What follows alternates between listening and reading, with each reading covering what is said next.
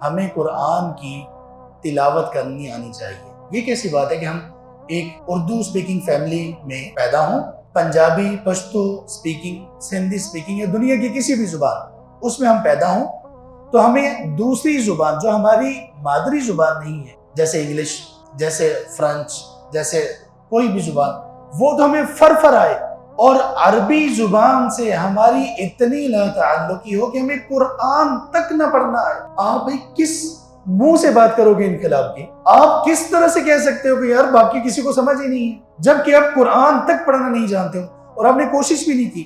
نبی صلی اللہ علیہ وآلہ وسلم کا ارشاد ہے، جس بندے نے قرآن پڑھنے کی، سیکھنے کی کوشش کی اور وہ پڑھنے میں اس کے لیے مشقت ہو رہی ہے، زبان پر جاری نہیں ہو رہا اس طرح سے، اس کو اللہ تعالیٰ 2 اجر دیں گے۔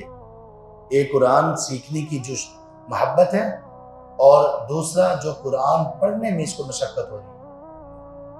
سیکھنے کا محبت کی بنیاد پر اجر، اور جو مشقت ہو رہی ہے اس کو ڈبل اجر ملے گا۔ ہم کوشش تو کریں۔ تو تلاوت آیات، ہمیں تلاوت سیکھنی ہوگی، اور صرف تلاوت سے کچھ نہیں ہونے والا۔ تلاوت اصل مقصود نہیں ہے، اصل مقصد اور پرپز تلاوت سیکھنا نہیں ہے۔ اصل پرپز یہ ہے کہ یہ تلاوت، ان میں جو الفاظ ہیں وہ ہمیں کہتے کیا ہیں۔